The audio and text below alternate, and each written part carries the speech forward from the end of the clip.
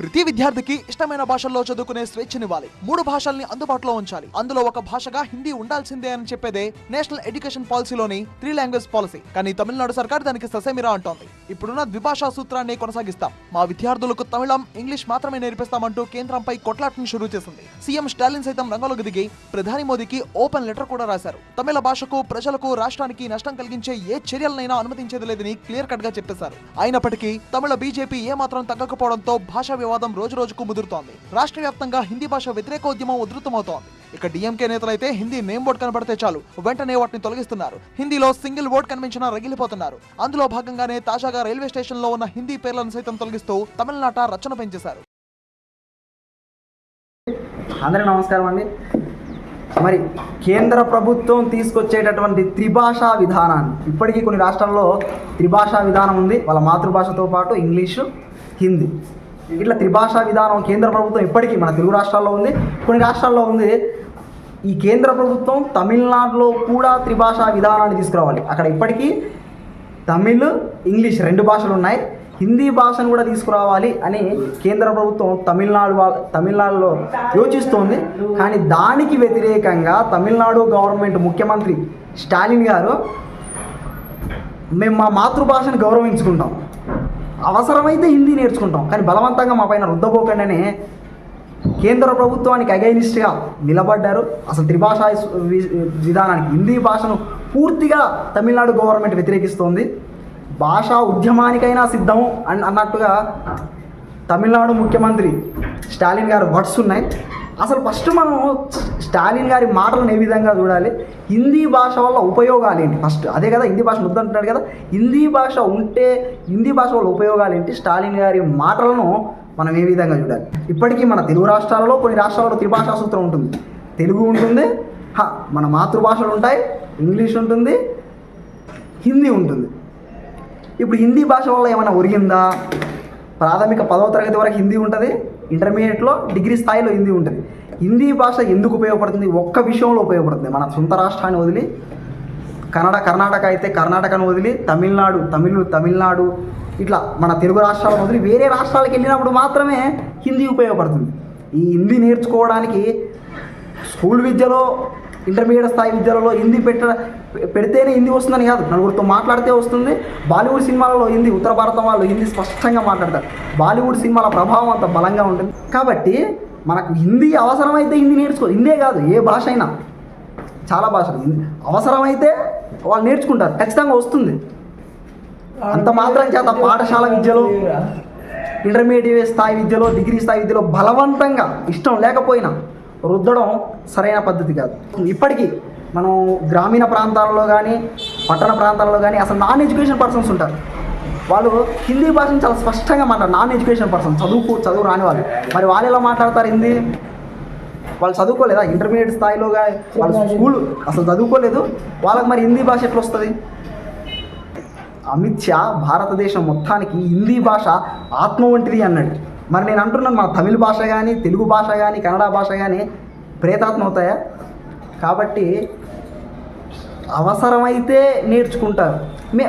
ఇంకో ప్రశ్న, పెద్ద ప్రశ్న ఏంటంటే, మా తెలుగు వాళ్ళు కానీ, తమిళ వాళ్ళు కానీ, కన్నడీయులు కానీ, ఇట్లా దక్షిణ భారతదేశం వాళ్ళకి మాత్రమే త్రిభాషా సూత్రం వర్తిస్తుందా? వీళ్ళు ఉత్తర భారతీయులకు కూడా, హర్యానా వాళ్ళకి కానీ, ఉత్తరప్రదేశ్ వాళ్ళకి కానీ, బీహార్ వాళ్ళకి కానీ, వాళ్ళకు కూడా త్రిభాషా సూత్రాన్ని పెట్టండి. వాళ్ళ మాతృభాష హిందీ కాబట్టి హిందీ ఉంటుంది, హిందీ, ఇంగ్లీషు. మా తెలుగు భాష కూడా పెట్టండి, లేదా తమిళ భాష పెట్టండి, కన్నడ భాష పెట్టండి, త్రిభాషా సూత్రం. ఇది దేశభక్తి కాదా? ఇంకోటి పెద్ద ప్రశ్న ఏంటంటే, ఇప్పటికీ పెద్ద పెద్ద కంపెనీలు ఉంటాయి, కార్పొరేట్ కంపెనీస్లలో కేవలం హిందీ ప్రభావం ఎక్కువ ఉంటుంది. హిందీ భాష వచ్చిన వాళ్ళ ప్రభావం ఎక్కువ ఉంటుంది. అక్కడ కేవలం 10%, 15% ఇట్లా తెలుగు వాళ్ళు కానీ, వేరే వాళ్ళ మాతృభాషలు హిందీ రాని వాళ్ళు కొంతమంది ఉంటుంటారు. ఆ కంపెనీస్లలో వర్క్ చేస్తుంటారు.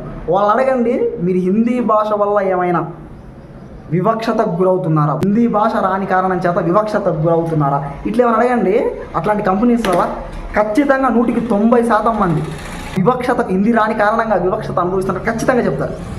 అదే మన ఈ హైదరాబాద్ లాంటి పెద్ద తమిళనాడులో కానీ ఇట్లా పెద్ద పట్టణాలలో చూడండి, అక్కడ ఇప్పుడు మన హైదరాబాద్ తీసుకుంటే పెద్ద నగరం, ఇక్కడ తెలుగు వాళ్ళు ఎక్కువ ఉంటారు మాతృభాష.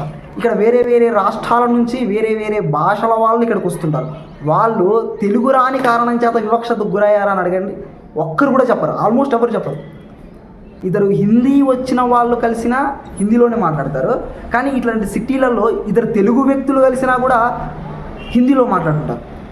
లేదంటే ఒక హిందీ వ్యక్తి తమిళ్ వ్యక్తి కలిసిన ఒక హిందీ వ్యక్తి తెలుగు వ్యక్తి కలిసిన తెలుగు వ్యక్తి హిందీలోనే మాట్లాడతాడు, ఎందుకంటే ఆ హిందీ వ్యక్తికి తెలుగు రాదు కాబట్టి.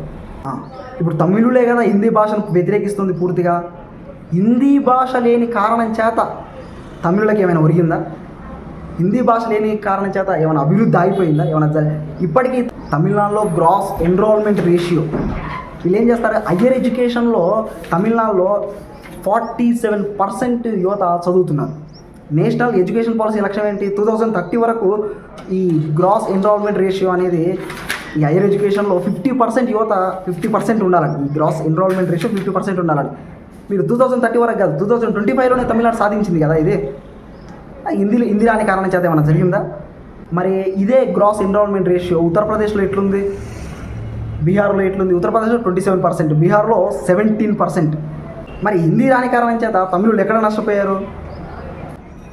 ఇప్పటికీ భారతదేశం యొక్క లిటరసీ రేటు 78%. భారతదేశం యొక్క లిటరసీ రేటు 78%, కానీ తమిళనాడు యొక్క లిటరసీ రేటు 83%. కానీ అక్కడ భాష లేదు కదా. ఆర్థికంగా కూడా అభివృద్ధి చెందినటువంటి దేశం తమిళనాడు.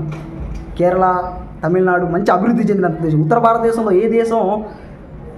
ఉత్తర భారతదేశంలో ఏ రాష్ట్రం తమిళనాడుతో లేదా కేరళతో ఇట్లాంటి రాష్ట్రాలతో పోటీ పడే రాష్ట్రం ఉంది చెప్పండి? ఆర్థికంగా బాగా బలంగా ఉన్న దేశం ఇప్పటికీ తమిళనాడు.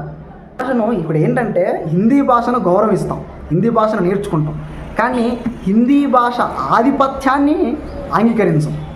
అది కాబట్టి తమిళులు చెప్తుంది కూడా అదే, అవసరమైతే హిందీ భాష నేర్చుకుంటాం, కానీ హిందీ భాష యొక్క ఆధిపత్యాన్ని మేము వ్యతిరేకిస్తామని తమిళులు చాలా స్పష్టంగా చెప్పారు. కాబట్టి హిందీ వ్యతిరేకించే వాళ్ళు దేశద్రోహులు, హిందీ భాష ఉన్నవాళ్ళు దేశభక్తులు అనడం సమంజసం కాదు. అదే మాట మీరంటే ఖచ్చితంగా ఉత్తర భారతదేశంలో